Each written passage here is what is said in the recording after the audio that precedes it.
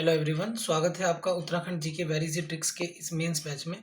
साथियों, आज इस बैच का हमारा 51 लेक्चर है और इस बैच में हम उत्तराखंड अपर पीसीएस या जो उत्तराखंड लोअर पीसीएस है उसमें जो ऑफिशियल सिलेबस है मेंस का, उसमें जितने यूनिट दी गई हैं और सभी जितनी भी यूनिट दी गई हैं उस यूनिट में जितने भी प्रश्न बनाए जा सकते हैं वह हम प्रश्न उत्तर के माध्यम से कवर कर रहे हैं। इस बैच में सुबह आपको 3 प्रश्न दिए जाते हैं और दोपहर के टाइम उसकी मॉडल आंसर की वीडियो दी जाती है और short notes plus printed matter आपको प्रोवाइड कराया जाता है कंटेंट के रूप में। और इसके बाद शाम को आप यहाँ पर कॉपी ग्रुप में कॉपी आंसर लिख करके जमा करते हैं और नेक्स्ट डे आपकी कॉपी चेक होकर के मिल जाती है। ठीक है, इसी प्रोसेस में आज हमारा 51वां लेक्चर है। इससे पहले हम 50 लेक्चर कवर कर चुके हैं और पॉलिटी वाला सेक्शन जो GS2 में है, जो जिसमें 10 यूनिट दी गई हैं। और इसके अलावा अगर हम बात करें जो लोअर पीसीएस का ऑफिशियल सिलेबस है उसमें जितना पॉलिटी वाला सेक्शन है सभी हम कवर कर चुके हैं, लेकिन कुछ टॉपिक हमारे रह गए थे तो इसलिए हमने इस टॉपिक का नाम दिया है मिक्स टॉपिक। जैसे आज हमने रह गया था हमारा राष्ट्रपति का उपचुनाव और राष्ट्रपति और राज्यपाल के क्षमतान की शक्तियों का अंतर, ये टॉपिक हमारे रह गए थे। तो चलिए आज का हम टॉपिक स्टार्ट करते हैं। तो ये ऑफिशियल सिलेबस है, ये ऑफिशियल सिलेबस है आपका यूके पीसीएस का, GS2 का, अपर पीसीएस का। ये लोअर का है। लोअर के सिलेबस में भी हमने भारतीय संविधान का विकास क्या अधिकार कर्तव्य करे, संघ राज्य कार्यपालिका पढ़ी, संघ और राज्य विधानमंडल पढ़ा, भारतीय न्यायपालिका की हमने इसमें बात की, भारतीय संघीय संरचना भी हमने पढ़ी, संवैधानिक आयोग भी पढ़े और ये गवर्नेंस का टॉपिक है। तो जो गवर्नेंस का टॉपिक है उसमें हम इसको कवर अप कर लेंगे। ठीक है, तो पॉलिटी वाला सेक्शन आपका 100% कंप्लीट लोअर के हिसाब से आपके पास आ गया है। कुछ टॉपिक देख लेते हैं जो रह गए थे। पहला है हमारा भारत का उपराष्ट्रपति का चुनाव कैसे होता है। ये देखिए इसका प्रिंटेड मैटर है तो इसको हम बाद में करेंगे। पहले जो मैंने अपने हाथ से आपके लिए नोट्स बनाए हैं, जो मैटर बनाया है, पहले उसको कवर करते हैं। ठीक है, तो प्रश्न है भारत में उपराष्ट्रपति का चुनाव कैसे किया जाता है। ठीक, तो देखिए सिंपल क्वेश्चन है, भारत में उपराष्ट्रपति का चुनाव किस प्रकार किया जाता है। तो अंडरलाइन कीजिए उपराष्ट्रपति, जो की पॉइंट है उसको अंडरलाइन करना है। एक चुनाव, तो हमें दो चीजें यहाँ पे दिखी हैं, एक उपराष्ट्रपति बतानी है और एक क्या है, चुनाव भी हमें जो चुनाव है हमें उसकी जानकारी भी देनी है। ठीक है, ये कैसे किया जाता है तो मैंने आपको बताया था किसी भी उत्तर को लिखने के लिए सबसे पहले परिचय, परिचय के बाद में उसका मुख्य भाग, मुख्य भाग के रूप में उसका निष्कर्ष। ये तीन चीजें हैं, परिचय, मुख्य भाग, निष्कर्ष। परिचय, मुख्य भाग, निष्कर्ष। दोबारा सुनिए, तो परिचय है सबसे पहले, फिर उसके बाद मुख्य भाग है और मुख्य भाग के बाद में क्या है आपका निष्कर्ष। ठीक है, जो परिचय और जो निष्कर्ष होगा वो लगभग 2 से 3 लाइन के बीच में हम अराउंड लिखेंगे और जो मुख्य भाग है उसमें हम लगभग 7 से 8 लाइन या 10 लाइन, ये डिपेंड करेगा क्वेश्चन कितने शब्दों का है। कुल मिला के अगर बात करें, परिचय और निष्कर्ष आपका लगभग 20% भाग में आना चाहिए और जो मुख्य भाग है आपका 80% या 75% के आसपास आना चाहिए। ठीक है, इसके बाद बात करें तो सबसे पहले उपराष्ट्रपति का चुनाव कैसे किया जाता है। तो देखिए उपराष्ट्रपति के बारे में अगर मैं आपको बताऊं तो ये भारत का एक दूसरा सर्वोच्च संवैधानिक पद है। ये भारत का क्या है, दूसरा सर्वोच्च संवैधानिक पद है। ठीक है, भारत का दूसरा सर्वोच्च संवैधानिक पद है। ठीक, इसके अलावा अगर हम इसकी बात करें, जो उपराष्ट्रपति का जो पद है ये अमेरिकी वाइस प्रेसिडेंट, मतलब जो वहाँ के अमेरिका के उपराष्ट्रपति हैं उसी के आधार पर यह पद सृजित भारत में किया गया है। इसके कार्यकाल की बात करें तो 5 वर्ष होता है और 5 वर्ष के अलावा जब तक इसका उत्तराधिकारी, 5 वर्ष के बाद भी ये रह सकता है जब तक कि उत्तराधिकारी नियुक्त होकर के ना आ जाए।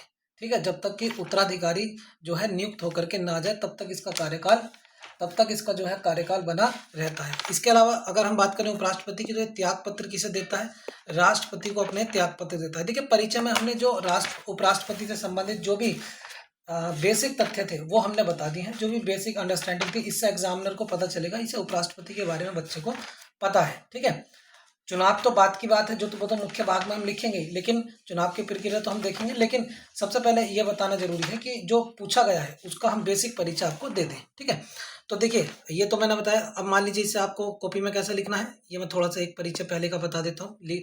देखिए ऐसे लिखेंगे इसमें उपराष्ट्रपति, ये नहीं लिख, अमेरिका में ऐसा नहीं लिखना है, तो शॉर्ट नोट से ना WP वाइस प्रेसिडेंट लिखना है। ठीक है, ऐसे नहीं लिखना, ना प्रेसिडेंट या ना राष्ट्रपति ऐसे नहीं लिखना, सेकंड सर्वोच्च ये भी नहीं लिखना है। लिखना कैसे है मैं आपको बता देता हूँ। जैसे मान लीजिए कोई बच्चा नया है तो उसके लिए ऐसे लिखना है। देखिए उपराष्ट्रपति उपराष्ट्रपति भारत का दूसरा सर्वोच्च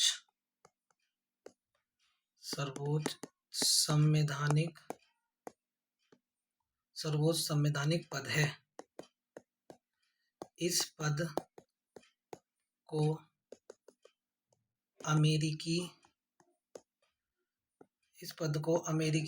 उपराष्ट्रपति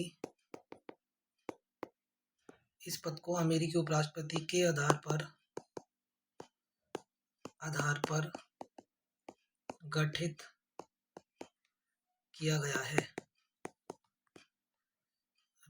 एक सेकेंड, गठित किया गया है, ठीक है, गठित किया गया है, ठीक, जो कि राज्यसभा का पदेन सभापति होता है। राज्यसभा का पदेन सभापति होता है। इसका कार्यकाल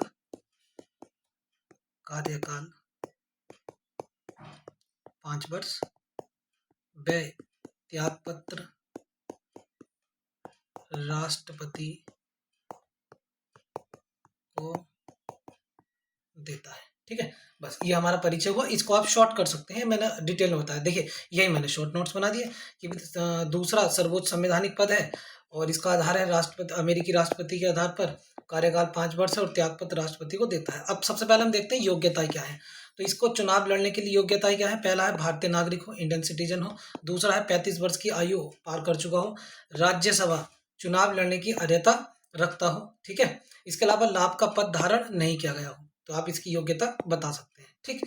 इसके बाद देखिए इसके चुनाव की बात करते हैं हम। जो मेन पार्ट हमसे पूछा गया है कि आर्टिकल 66 के अंतर्गत, अनुच्छेद 66 के अंतर्गत इलेक्शन कमीशन ऑफ इंडिया यानी कि भारतीय निर्वाचन आयोग द्वारा अनुपातिक प्रतिनिधित्व पद्धति के अनुसार एकल संक्रमणीय पद द्वारा निर्वाचक मंडल के सदस्यों द्वारा गुप्त मतदान के द्वारा किया जाता है। देखिए ध्यान से देखिए इसकी प्रक्रिया देखिए निर्वाचन की। सबसे पहले है इसके निर्वाचन की जो प्रक्रिया है वो अनुच्छेद 66 में दी गई है। पहली बात, कौन कराता है इसका चुनाव, भारतीय निर्वाचन आयोग कराता है, ठीक है। कैसे कराता है, आनुपातिक प्रतिनिधित्व पद्धति, एकल संक्रमणीय मत के माध्यम से और गुप्त मतदान। देखिए इसमें क्या होता है, देखिए साहब, ठीक, अनुपातिक प्रतिनिधित्व प्रणाली। देखिए आप जब विधायक को वोट डालने जाते हैं, एक होता है ये वाली प्रणाली, ये राष्ट्रपति में भी यूज होती है, उपराष्ट्रपति में भी यूज होती है, राज्यसभा के जो सदस्य हैं उनमें भी यूज होती है, और विधानसभा के जो सदस्य हैं, विधान परिषद के जो सदस्य हैं उसमें भी यह प्रणाली यूज होती है। भारत में 4 में होती है, ठीक है।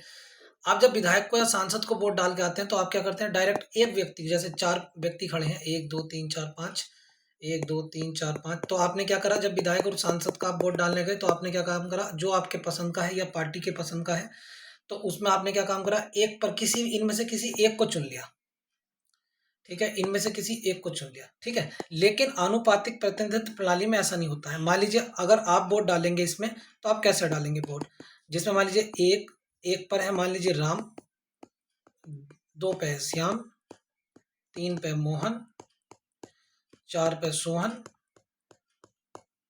और 5 पे है कोई भी मान लीजिए, ठीक है, ये अब 4 ही रहने दीजिए। अब मान लीजिए आप यहाँ वोट डाल के आएंगे अनुपातिक प्रतिनिधित्व प्रणाली पे, तो आप किसी एक को वोट नहीं देंगे, आप इन्हें चारों का सीक्वेंस बताएंगे। चारों का सीक्वेंस भाई आप कहेंगे कि पहले नंबर पे मैं रखना चाहता हूँ मोहन को, ठीक है, तो आपने लिखा पहले नंबर मोहन। इसके अलावा दूसरे नंबर पे मैं रखना चाहता हूँ श्याम को, फिर इसके अलावा तीसरे नंबर पे मैं रखना चाहता हूँ राम को, और चौथे पे मैं रखना चाहता हूँ सोहन को। इस तरह से आप क्या करेंगे, एक सीक्वेंस में वोट देंगे। तो प्रत्येक व्यक्ति जो ऐसे पद्धति में भाग लेगा तो सभी व्यक्ति क्या करेंगे, ये इस टाइप से इसे रखेंगे, ठीक है। अब जो भी इसमें पहले नंबर पर आ जाएगा वो जीत जाएगा। और मान लीजिए पहले नंबर पे 50% से ज़्यादा किसी को वोट ही नहीं मिले इस तरह से, तो उसके जो नीचे वाले के जो वोट हैं तो सोहन के, ये सभी को ट्रांसफर हो जाएंगे ऊपर वाले में।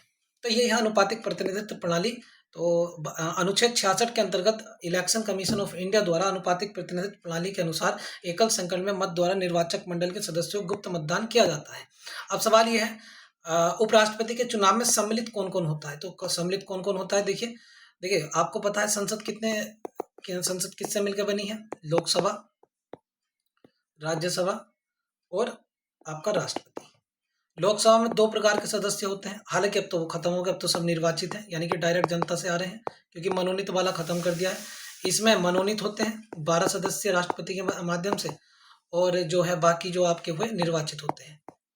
ठीक है, तो इसमें क्या है, उपराष्ट्रपति के चुनाव में सभी भाग लेंगे, चाहे वो लोकसभा के सारे सदस्य निर्वाचित, अब तो केवल निर्वाचित ही हैं, मनोनीत हटा दी है, इसलिए राज्यसभा के भी निर्वाचित और मनोनीत सारे सदस्य इसमें पार्टिसिपेट करेंगे। ठीक है, तो देखिए इसमें जो लोकसभा है, देखिए इसमें जो लोकसभा है, राज्यसभा के निर्वाचित सदस्य, राज्यसभा के मनोनीत सदस्य, लोकसभा के निर्वाचित सदस्य इसमें पार्टिसिपेट करते हैं। ठीक है, और उपराष्ट्रपति में कौन करते हैं? तो उपराष्ट्रपति में यहीं पर राष्ट्रपति में कौन करते हैं? तो राष्ट्रपति में केवल निर्वाचित सदस्य करते हैं, और किस किस के? लोकसभा के, राज्यसभा के और विधानसभा के।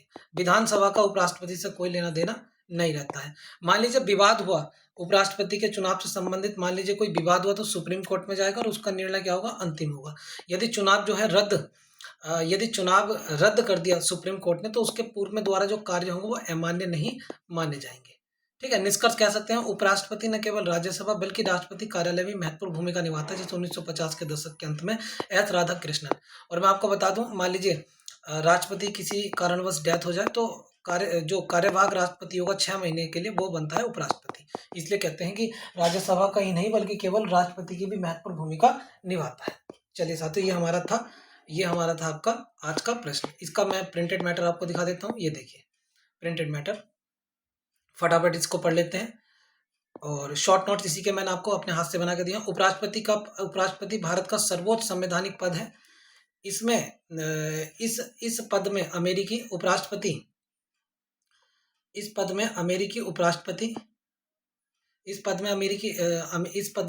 उपराष्ट्रपति के आधार पर गठित किया गया है, और राज्यसभा के पदेन सभापति के रूप में कार्य करता है। इसका कार्यकाल 5 वर्ष का होता है, किंतु कार्यकाल समाप्त होने के उपरांत भी उत्तराधिकारी के पदभार ग्रहण करने तक वह पद पर बना रहता है, और यह अपना त्यागपत्र राष्ट्रपति को दे देता है।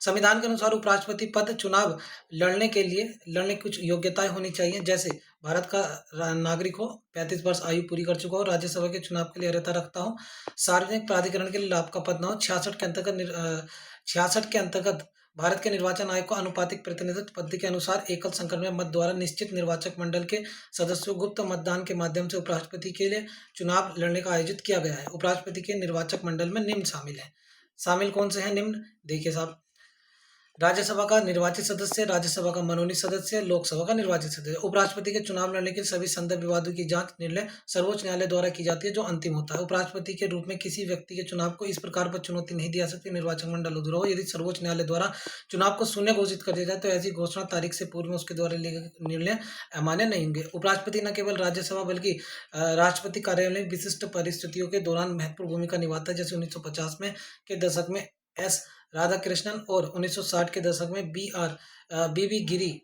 आदि में महत्वपूर्ण भूमिका है। यही कारण है कि संविधान सभा द्वारा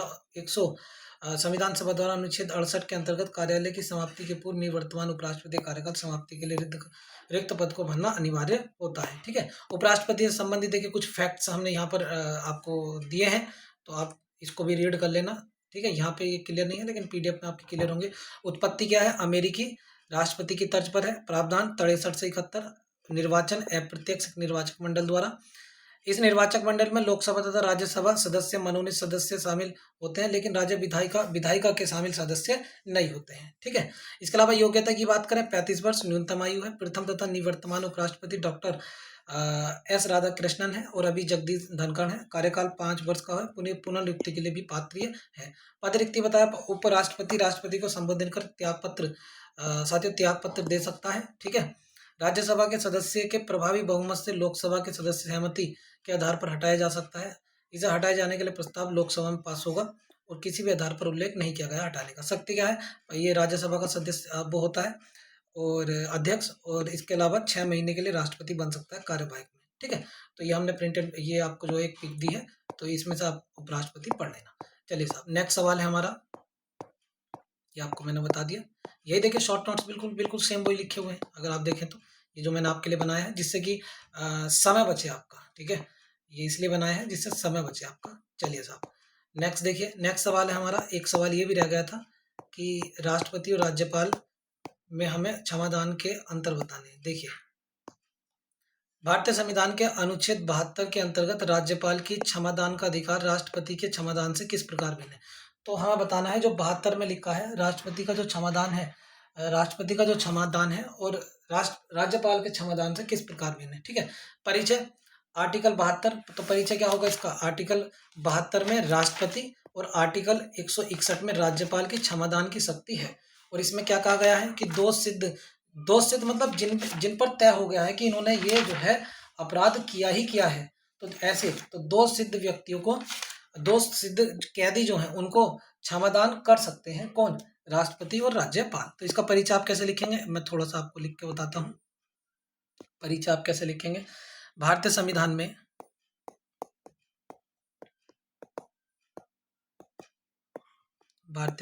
में अनुच्छेद 72 के अंतर्गत राष्ट्रपति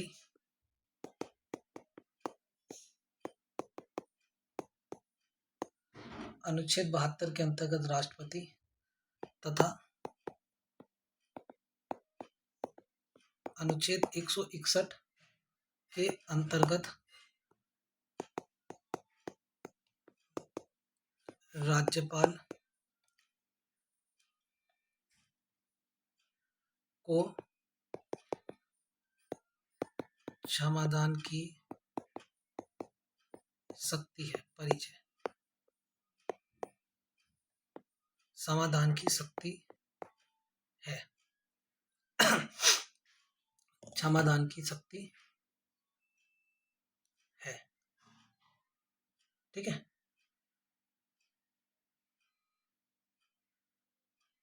समाधान की शक्ति है। आगे लिखिए,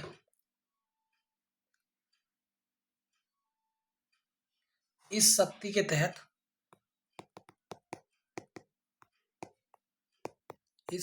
तहत राज्यपाल व राष्ट्रपति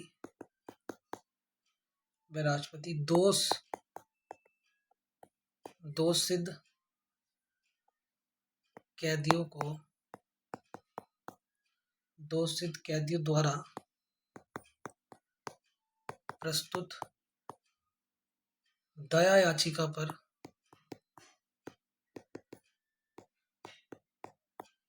क्षमादान का निर्णय ले सकते हैं।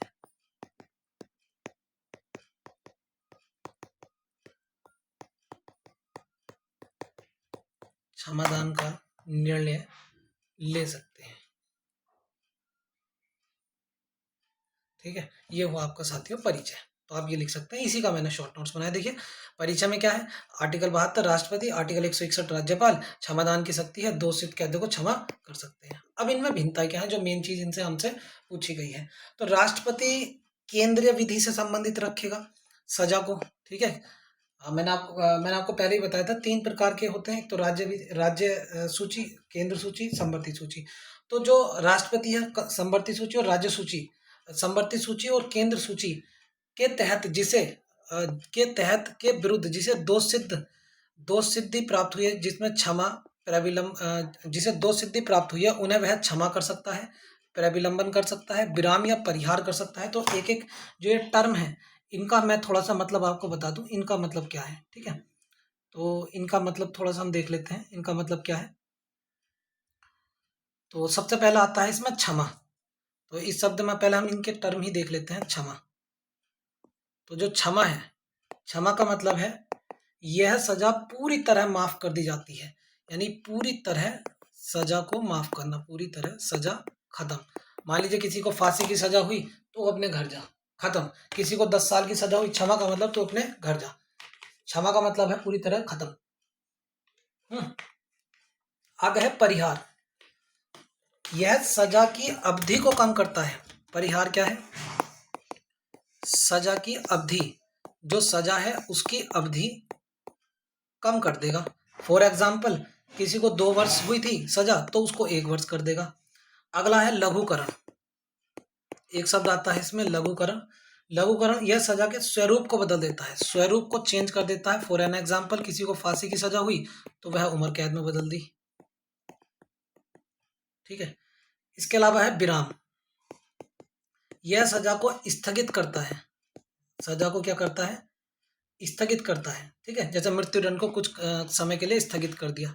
ठीक, चलिए हम बाद में करेंगे, लेकिन ना तो सजा को ना कम किया ना ज्यादा किया, बस स्थगित कर दिया, ज्यादा का तो मतलब ही नहीं है। आगे देखिए प्रविलंबन, एक आता है प्रविलंबन। ठीक है, इसमें क्या करता है? सजा को निलंबित करता है कुछ समय के लिए। ये स्थगित करता है, ये निलंबित करता है कुछ समय के लिए, बाद में देखेंगे क्या करना है। ठीक है, इस तरह से। क्षमा, पूरी तरह सजा खत्म। परिहार, सजा की अवधि कम 2 से 1। लघुकरण, स्वरूप चेंज कर दिया, फांसी से उम्र कैद। विराम, स्थगित कर दिया। प्रतिबंध, निलंबित कर दिया, बाद में देखेंगे। ठीक है, सस्पेंड कर दिया, इस टाइप से। चलिए, तो इसमें राष्ट्रपति किसके लिए करता है? ये करता है केंद्र और समवर्ती सूची में। अगर किसी को सजा हुई है और दोष सिद्ध हुआ है तब उसे क्षमा कर सकता है, प्रविलंबन कर सकता है, विराम कर सकता है, परिहार कर सकता है, या निलंबन या परिहार लघुकरण कर सकता है। ये मैंने सबके टर्म आपको बता दी क्या है। राज्यपाल क्या है? केवल राज्य विधि में दोष सिद्ध अगर कोई व्यक्ति मिला है तो वह क्षमा कर सकता है, परिलंबन कर सकता है, विराम, परिहार या निलंबन, परिहार, लघुकरण कर सकता है। ठीक है, ये मैंने आपको टर्म बता दिए। इसके अलावा मृत्युदंड की बात करें तो राज्यपाल जो है, अगर मृत्युदंड की बात करें तो जो क्षमा, मृत्युदंड जो है राष्ट्रपति या तो बिल्कुल क्षमा का मतलब घर भेज, फांसी, किसी को फांसी की सजा हो रही है तो उसको वह घर भेज देगा, या उसको कम कर सकता है, स्थगित कर सकता है, ये शक्ति है। लेकिन मृत्युदंड के मामले में राज्यपाल क्षमा नहीं करेगा। ठीक है, क्षमा नहीं करेगा, कम कर सकता है। ठीक है ना, क्षमा का मतलब घर नहीं भेजेगा। राष्ट्रपति किसी अगर फांसी कल हो रही है किसी व्यक्ति को तो वह घर भी भेज सकता है। मार्शल लॉ सैन्य अदालत में माफ कर सकता है राष्ट्रपति, सैन्य मामले में राज्यपाल कुछ नहीं करेगा। निष्कर्ष क्या है? राष्ट्रपति का कार्यक्षेत्र राज्यपाल से क्या है, इस मामले में व्यापक है। ठीक है, तो इसका देखिए प्रिंटेड मैटर फटाफट देख लेते हैं। इसका जो प्रिंटेड मैटर हमने बनाया हुआ है, तो प्रिंटेड मैटर इसका देख लीजिए। भारतीय संविधान के अनुच्छेद 72 के अंतर्गत राष्ट्रपति राज्यपाल 161 के अंतर्गत राज्यपाल को क्षमादान की शक्ति प्राप्त है। इस शक्ति के तहत राज्यपाल व राष्ट्रपति दो सिद्ध व्यक्ति को प्रस्तुत याचिका पर क्षमादान निर्णय दे सकता है। किंतु कुछ क्षमादान में क्या है, एक समान नहीं है, इनमें भिन्नता है। कि राष्ट्रपति केंद्र विधि के विरुद्ध, ये मैंने आपको बताया, मृत्युदंड को क्षमा करने की, स्थगित या बदलने की शक्ति, कोर्ट मार्शल को सजा देने की शक्ति। ठीक है, राज्यपाल क्या है, बिल्कुल सेम टू सेम। राज्यपाल को मृत्युदंड स्थगित करने की शक्ति की तो माफ नहीं कर सकता है। कोर्ट मार्शल लॉ, इसके अलावा कोई अधिकार नहीं है, राज्यपाल का बड़ा क्षेत्र है। ठीक है, इसके अलावा देखिए राष्ट्रपति और राज्यपाल में क्या अंतर है। किसी अध्यादेश को तभी जारी कर सकता है जब देखे कि परिस्थितियां त्वरित उठाना है नहीं। जब राज्यपाल इस बात की संतुष्टि है कि परिस्थिति बन रही है, तुरंत कदम उठाना चाहिए नहीं चाहिए, सेम टू सेम ये जारी कर सकता है। ठीक है, इसके बाद अध्यादेश तभी जारी कर सकते हैं संसद, दोनों सदन में कोई सत्र ना हो, ये भी सेम है। ठीक, अध्यादेश निर्माण शक्ति के मामले में संसद के समान सह अस्तित्व के समान शक्ति या अध्यादेश निर्माण में उनकी शक्ति राज्य विधान परिषद के सह अस्तित्व के रूप में है। ठीक है, तो ये अध्यादेश के बारे में मैंने आपको कुछ ये डेटा आपको बता दें इनमें क्या अंतर है। ठीक है, इसके अलावा ये क्षमादान की शक्ति भी आप पढ़ लेना। ठीक, तो इसके अलावा देखिए एक क्वेश्चन हमने दिया है, राष्ट्रपति के निर्वाचन में कौन कौन भाग लेते हैं, तो ये मैं उसमें बता दिया। तो 5 मार्क्स का मैंने वो आपका सवाल है, तो उसको भी आप सोल्व कर लेना। ठीक है, और ये तीनों प्रश्न आप लिख करके रात तक भेज सकते हैं, रात के 10 बजे तक, और कल आपकी कॉपी चेक होकर के जो है आ जाएगी। ठीक है, चलिए आज साथियों इतना ही रखते हैं, बाकी हम करेंगे कल। ठीक, धन्यवाद।